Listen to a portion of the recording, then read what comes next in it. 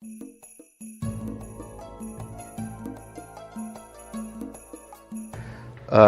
my name is Delson Armstrong. It's a very Indian name, of course. Yeah, I'm originally from India, but I grew up in the US, and I returned back to India when I was about 13. Before that, I was actually introduced to yoga, Hatha yoga. And my first experience with that was amazing. It was my first sort of entry point into the spiritual life and the world of meditation. A family friend of mine offered me a book, which was a compendium of different yoga asanas, different postures, breathing techniques, mudras, basically the entire sort of lifestyle of yoga and becoming a yogi. But when I was in India, I went to an international school for about 3 years.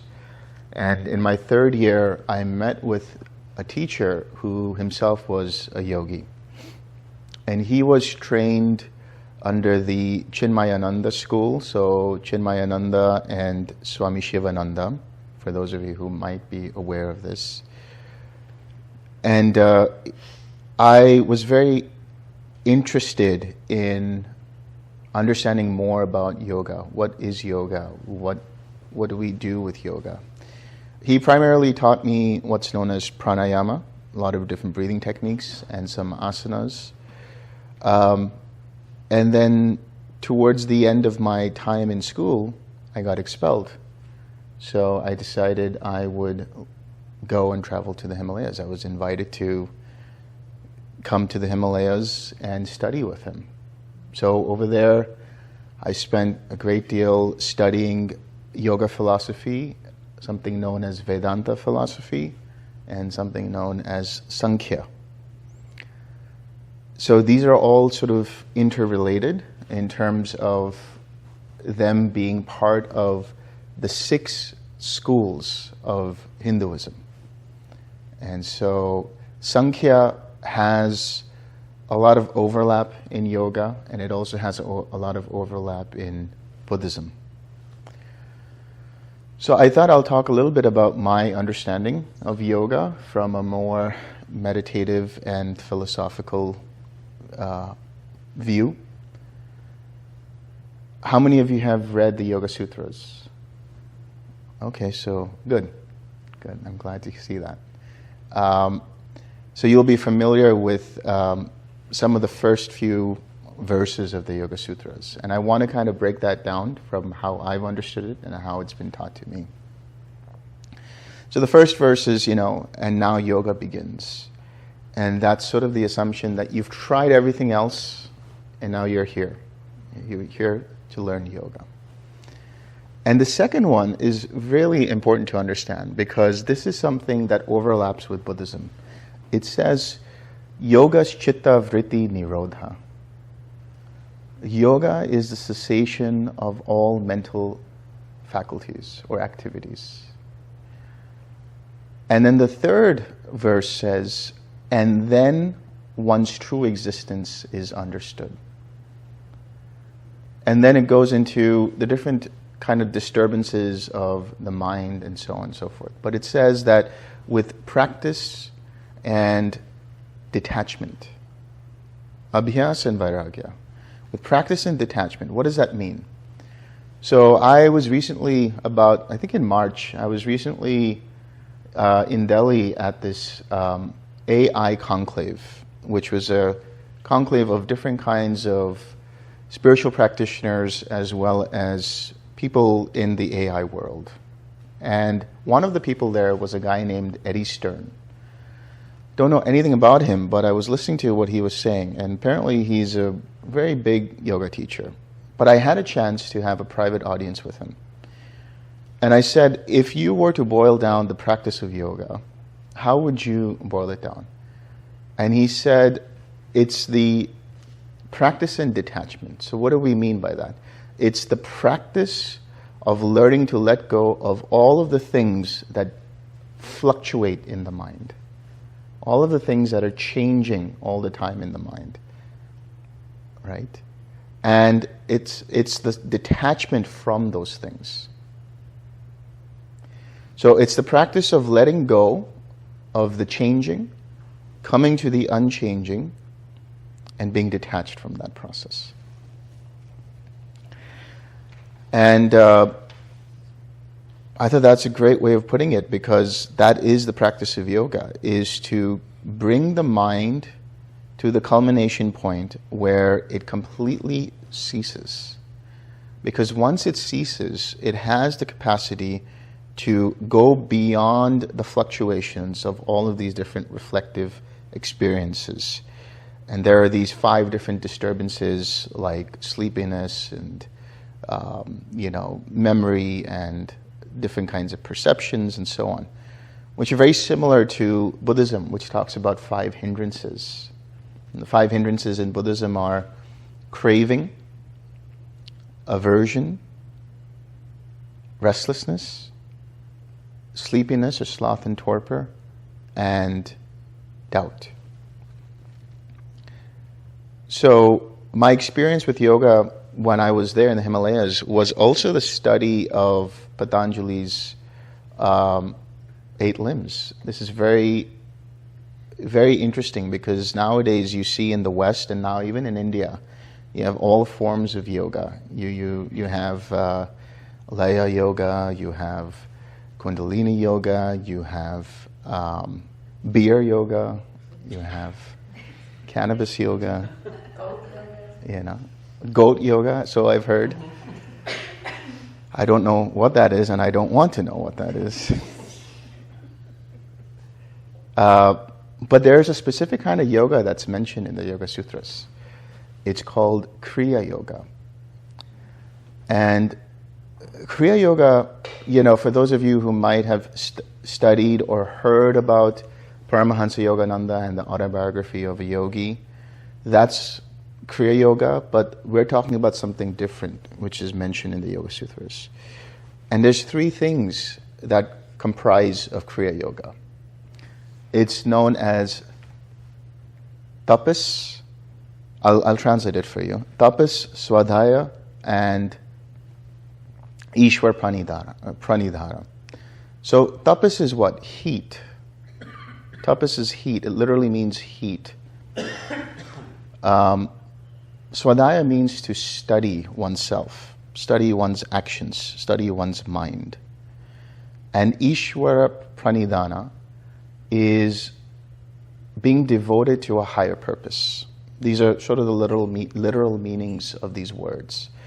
But if you were to contextualize them in the process of meditation, what they are is balancing one's mental energy, having the right effort. And swadhyaya, when we say study of the self, it means, how does my mind work? How does my mind move? It's a process of mindfulness. And Ishwar pranidhara, which is the devotion to a higher purpose, is to bring my mind's attention to something that is wholesome and keep my attention on it, which is a form of collectedness. So, if we do these 3 things, the mind is ripe for what's known as samadhi. Samadhi means a mind that is completely even. Sama is same. Dhi is the short form of buddhi, which means the mind or the intellect. And it's where the mind becomes very balanced and very collected. But what Patanjali says is there are certain processes that we have to go through before we can experience these things. And namely, what he's talking about is yama and niyama. So this is the ethics part of things. Ethics and purity of mind and body. And that means do no harm, be truthful in your actions and in your speech, be devoted to brahmacharya, which can mean celibacy for some, but it can also mean just being devoted with or to a partner. Different things like that, right? Not stealing, being content, being clean in the mind, and so on. And then once you have that, your mind has the capacity to be pretty much ready for the process of meditation. And that leads us to something known as asana. Now, asana, has many different ways of being implemented in the Hatha Yoga Pradipika. There are something like 84 different postures or more than that. And they're all for the purposes of bringing stillness to the body. So what does Patanjali say about asana? He says, Sthira Sukha asana, which means an asana is that which is stable and comfortable. So how you sit, you can sit cross-legged, you could sit in a chair, you could go in a shoulder stand if you want, you could be in a headstand if you want. If that's comfortable and stable enough for you, you can do that for the purpose of meditation. But that is what asana is. And then that leads to something known as pranayama. Now, pranayama is, usually breathing practices like alternate breathing, alternate nostril breathing, the breath of fire, these kinds of things. But what do we mean by pranayama? Prana is the life force that runs through our body. It's the energy, one of the 5 different kinds of energies that help maintain the body.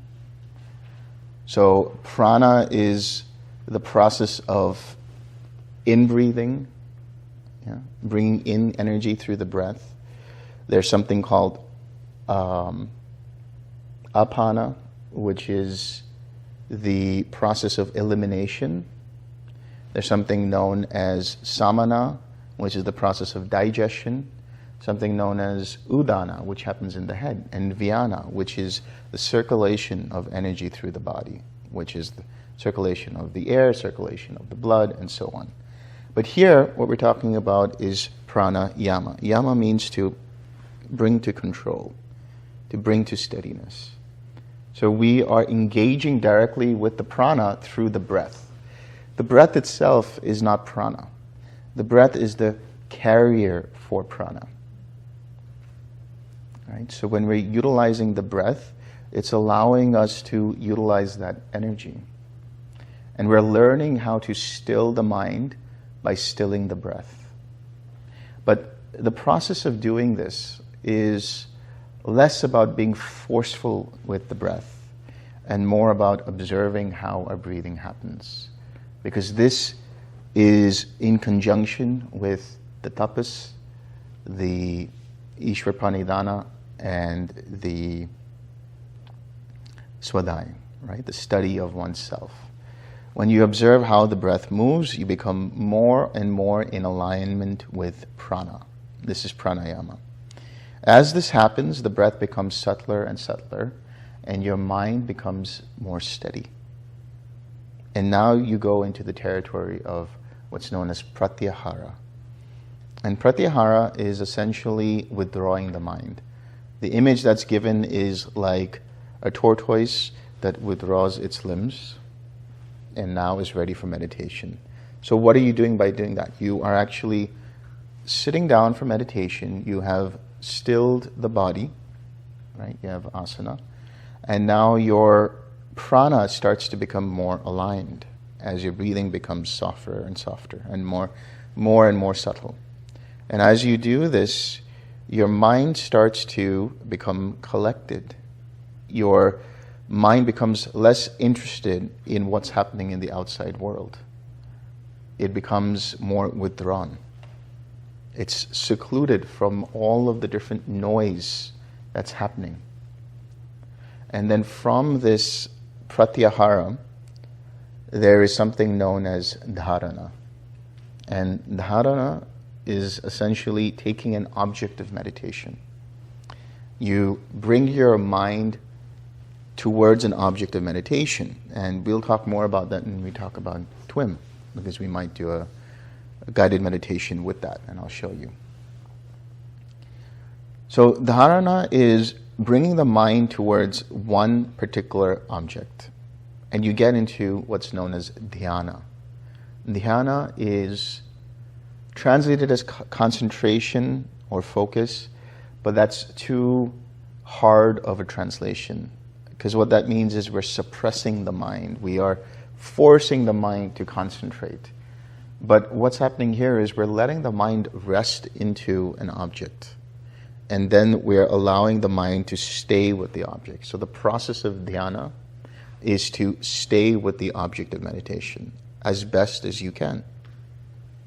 When all these factors are coming together, you have something known as samadhi. And samadhi is essentially the mind that remains unmoving. It remains undisturbed. It is unscattered. It is collected. And so Patanjali in the Yoga Sutras then goes on to talk about the different kinds of samadhi states.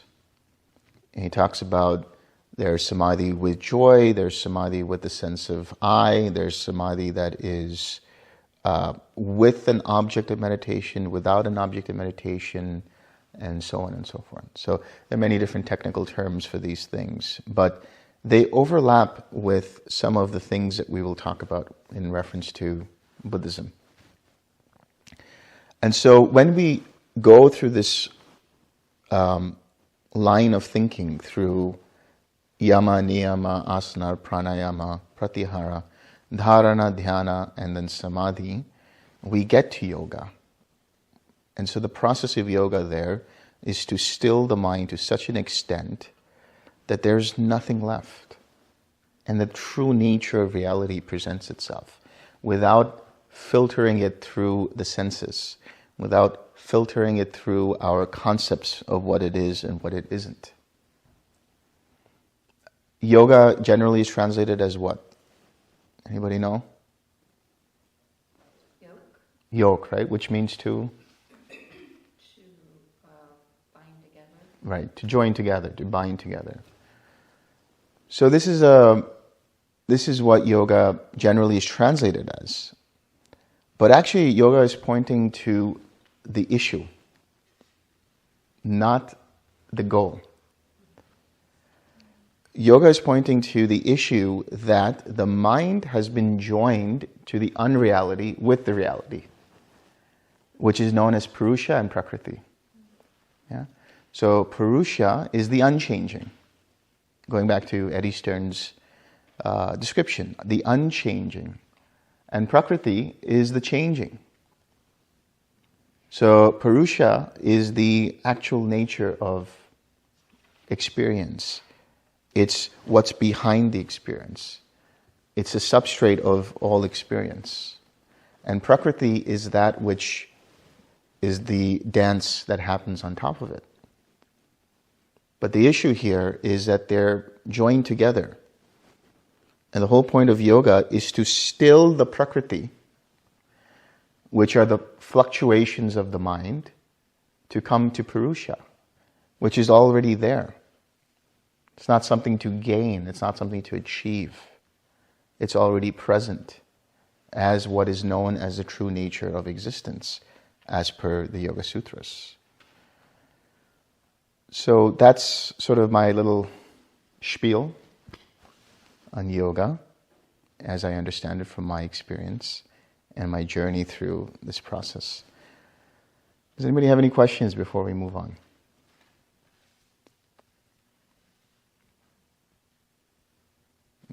Okay. How about one story from a cave? Story from a cave? There are too many of those magical, mystical stories. You gotta have something. Well, I mean, okay, I'll tell you one really crazy story. So we traveled from Haridwar to Rishikesh. So we were traveling further up north from Haridwar to Rishikesh, from Rishikesh to a place called Uttarakashi, which is even further up north. And in Uttarakashi, there are a lot of different ashrams. There's the Chinmayananda ashram, there's the Shivananda ashram, which are the more well-known ones, but there are smaller ashrams everywhere. And our sort of my teacher and I, what we did was we just traveled as wanderers. There was no real goal to get somewhere. And so we would travel on foot everywhere we went. And there was this one time we took a little stop and we went down by the Ganges. So everywhere we went, the Ganges was either to our right or to our left, depending on how we moved around. And on this particular place, there was a cave. And in the cave was this man who was sitting and just minding his own business. And he saw us and he told us to come. And we sat with him. And it was the weirdest thing because in the cave was basically what you could call a living room, a studio. There was a television, there was a fridge, there was a kettle. I don't know where he got the electricity, but there it was. And this man was fairly old, and he was a yogi, he was a sadhu. And he started talking to us about the nature of creation, how the world is created based on the 4 elements. So he's talking about like the water and the air and the fire and the earth and how they all come together. And he pulled out this big book called the Yoga Vishishta, which is highly recommended. It's a really interesting book, which has all kinds of stories and ideas about multiverses, about existence, about different timelines, parallel dimensions, and it cuts through to what yoga is all about, using those different concepts. And so he took some stories from there and he started explaining those things. And we spent maybe 45 minutes with him. And then so this is where the weird part comes up. Believe me or not, it doesn't matter, but this is my experience. So I'm walking, we're both walking away, and he says, wait, hold on. And he runs to this nearby little temple, which is very, very small, almost like an altar. And he gets a little bowl made out of like these dried leaves. And he hands it to us, and he says, use this bowl and take it with you, and wherever you go in your travels, share what's in this bowl with others. And in the bowl were these sugar candy crystals. And so we would take some, and then as we were walking, sometimes we would hitchhike, and there would be a jeep with 6 other people, and we would share it with everyone else. But it was a never-ending bowl. It never ended through our journey. Believe me or not, but that was one of the weirder experiences I had with them. Anyways, so I want to talk a little bit about what we do here and what kind of practice we teach. So I think it's important for you to know like how I came into this teaching, which is basically, I studied as you know, yoga, and then I studied Kriya Yoga as taught by Yogananda and other teachers from those lineages. And I practiced that very diligently. I went way too hardcore on myself and just studied and practiced for 7-8 hours a day. It's not something I would recommend. There should be balance, right? There should be a way of practice and then living the practice and then going back to the practice. But I was basically obsessed about the aspects of yoga that dealt with moksha, which is just leaving everything behind. Anyway, so I practiced Kriya Yoga for a while, and then I was introduced to Mahamudra and Dzogchen Buddhism for a bit. And then later on, I lived in San Diego for about 6 years. And about halfway through my time there, I was going back into the Yoga Sutras. And there's a section in the Yoga Sutras called the Vibhuti-pada, which is samyama. Samyama is the joining together of dharana, dhyana, and samadhi to focus your mind on a specific object for the purpose of fully understanding certain capacities. And I was practicing and trying to figure out what this was really all about. And I came across two things, which is the Yoga Sutra 1.33 and Yoga Sutra 3.24. And they both were related to what are known as the Brahma Viharas. 1.33, which says that the way to stilling the mind is through loving kindness, compassion, joy, and equanimity. When one is able to bring these states up, the mind naturally starts to calm down. And then in 3.24, it says, by imbibing the mind or infusing the mind with one of these states, the person's nature becomes that. So when you infuse the mind with loving kindness, you are loving kindness. When you infuse the mind with compassion, you are compassion. Likewise with joy and equanimity. And my interest was, who is teaching this? Is there anybody out there who is teaching this process of loving kindness, these 4 Brahma Viharas, as they're known as? And so I Googled that, and I found on YouTube a few different teachers, but I came across a teacher named Bhante Vimarampsi, who I think some of you recognize the name. And I was listening to his videos, and there was one video that it was actually not even a video, it was an audio on YouTube, of his description of the path leading to something known as Nibbana or Nirvana in Sanskrit. And the way he was describing it was so meticulous and so simple and easy to follow. And then he was explaining the process of Nibbana and what happens after Nibbana. And this experience of relief. You could feel it in his voice when you heard it, when he was talking about it. And that was like, I have to learn from this person. I have to know how to exercise the Brahma Viharas from this person. And I looked online, and there was online retreats, but he himself wasn't giving an online retreat. But I saw the next best person to teach is amongst us, David Johnson. And so I waited patiently until there was a slot open for his retreat, online retreat. So I signed up, and then the rest is history. I kind of went through 10 days with him, and he'll tell you the rest. But basically, I had a wonderful experience doing it, and it became my practice after I did it. And later on, I had a chance to meet with David and some of his friends. He was coming to San Diego, where I was staying at the time, as I said. And then he mentioned that Bhante would be in California later that year. And so we spoke about that, and I had a chance to meet Bhante Vimarampsi in 2016 or 17. Yeah, one of those. I think it was 17. And I had a great conversation with Bhante. David was there and another person, and we talked about some really deep aspects of the teaching of Buddhism. And then Bhante asked me if I would be interested in teaching, and I said, with his blessing I would be, his permission I would be.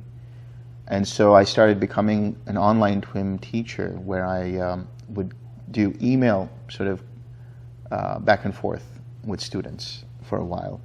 But I was still sort of working full-time in San Diego. And it wasn't until like early 2020 when I decided to go back to the mountains and go back with my practice. And I was there in a cave again.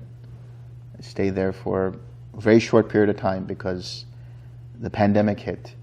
But during that time, there were other students of the TWIM practice who started communicating with me, contacting me. And that kind of grew into where people kind of heard more about me. And I started doing YouTube videos when I was in Cambodia, and then doing 3-day retreats and then 10-day retreats, and then it just worked itself out, and I became a teacher. And here I am now. So what is this TWIM that we're talking about? It stands for Tranquil Wisdom Insight Meditation. And so when we talk about tranquil wisdom insight, tranquil is that part of the mind that has experienced serenity. It is basically akin to samadhi. In the Pali, this is known as samatha, where the mind is very quiet and tranquil. And the wisdom insight is the mind will reveal to you through intuitive insight the understanding of how existence works. Because as you start to study your own mind, as you start to see how your mind creates a personality, creates the ego structures, creates the identification with different things, you start to notice how the mind also causes its own suffering. And that's the whole basis of Buddhism, is to let go of the causes and conditions that create that suffering. So that's the wisdom insight part of it. So this is what's known as samatha vipassana. So you may have heard of vipassana as its own thing, but you need both in order for your mind to actually fully experience the cessation of suffering. So Tranquil Wisdom Insight Meditation primarily deals with what's known as the Brahma-vihara meditations. And the Brahma-viharas, as I said earlier, are 4 in number: loving-kindness, compassion, joy, and equanimity. Loving-kindness comes from the Pali word metta, or the Sanskrit maitreya, and it actually means to be a friend to yourself and a friend to others. Treat yourself as you would a friend, your best friend. So you have goodwill for them. You see the goodness in yourself and you see the goodness in others, and you wish well for all beings. This is what loving kindness is. Compassion is the recognition of one's own suffering and others' suffering. And therefore there is a resonance there. There is an empathy there. You don't look down on them, but you recognize that suffering and you wish them free of that suffering. Joy is actually what's known as empathetic joy, mudita. And empathetic joy is essentially celebrating in the happiness of other beings. It's a wonderful antidote for jealousy and envy. The celebration of the happiness of others. And equanimity is a mind that is clear, collected, and free of any agitation. It sees things as they are without adding or taking away anything. It remains undisturbed by the fluctuations of what's happening internally and externally. But we start off with loving kindness. And in the practice of loving kindness, we deal with a more somatic kind of experience. So it's less about using a mantra like, may I be happy, may other beings be happy, as you may have heard of in other kinds of practices. And it's actually imbuing the entire mind and body with the feeling of loving kindness. So you may use in your mind words like, may I be happy, may I be well, may I be free of suffering. You may use it for others, but when it comes to those words, you want to feel those words. They should come from the heart. And sometimes the words might not be enough. What you may want to do is bring up a wholesome memory, a image that might bring a smile on your face. And by the way, smiling is so important to this practice of TWIM because it brings immediate presence of mind to whatever is happening, and it uplifts the mind. So it makes it ripe for feeling that loving kindness. So you can use an image like, we saw Duke and Sukha in the dining hall. They definitely bring a smile to our face. And there's a certain warmth that's there. That feeling of warmth, that feeling of, that I want to just squeeze Sukha, That loving kindness is the feeling that we want to let the mind experience. It feels like warmth in the heart, but it's like the mind is basking in that. By the way, there's no difference between the mind and the heart. It's one and the same thing.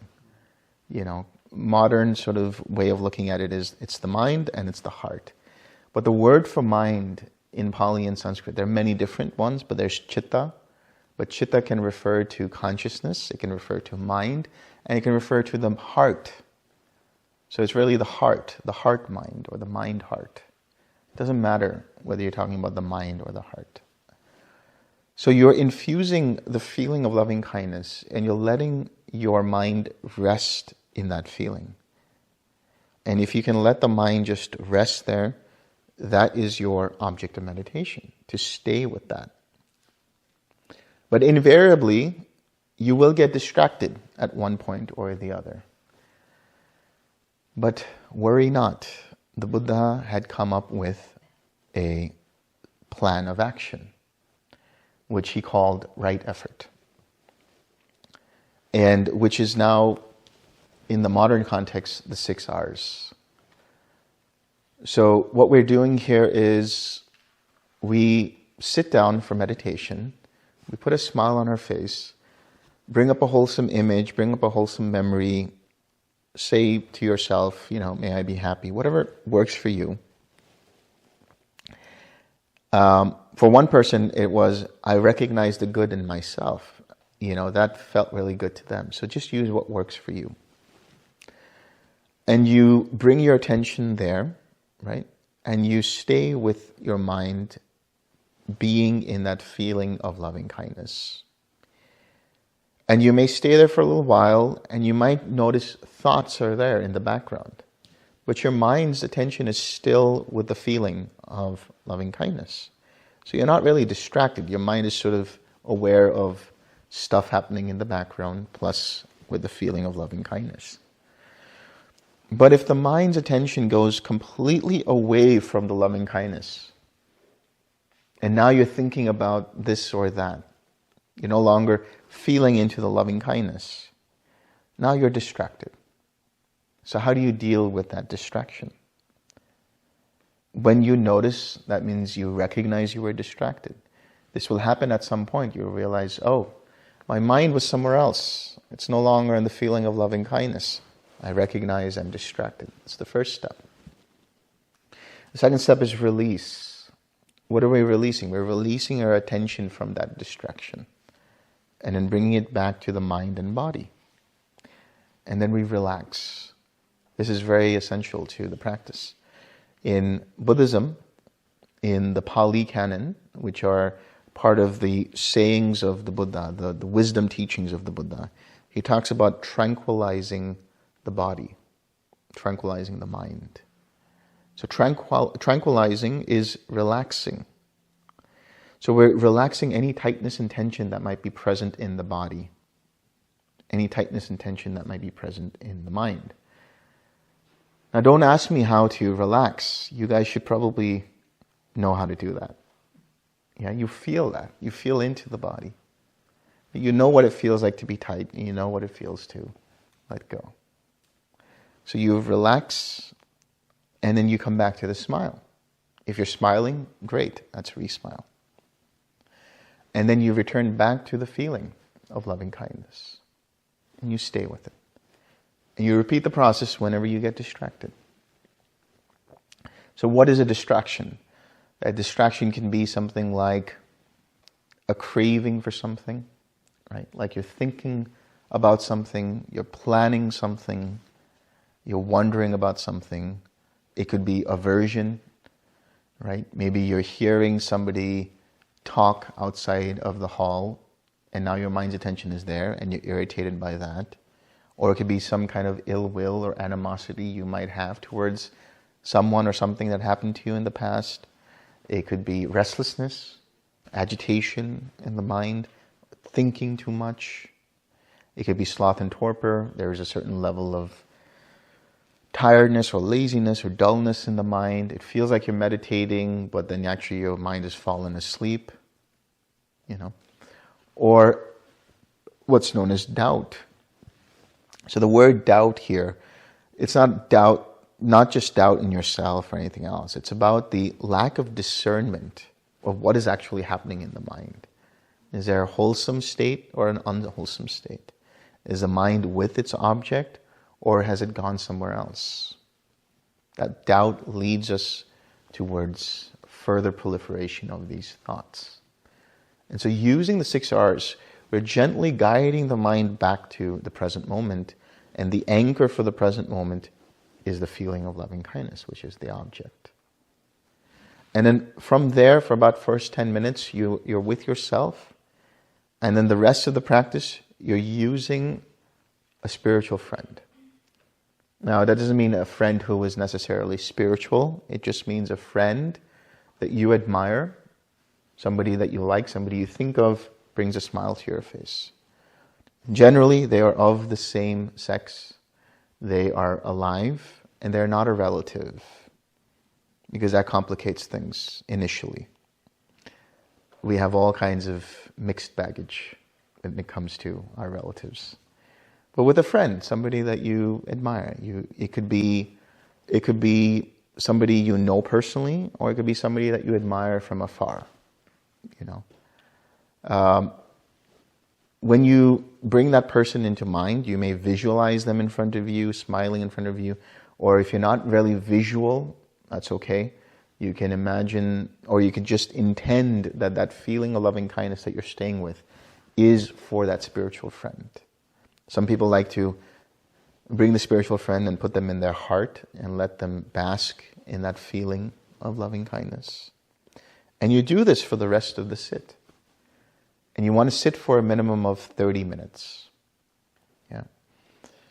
So this is the practice. And every time you notice your mind is wandering off, you just use this as your guidepost.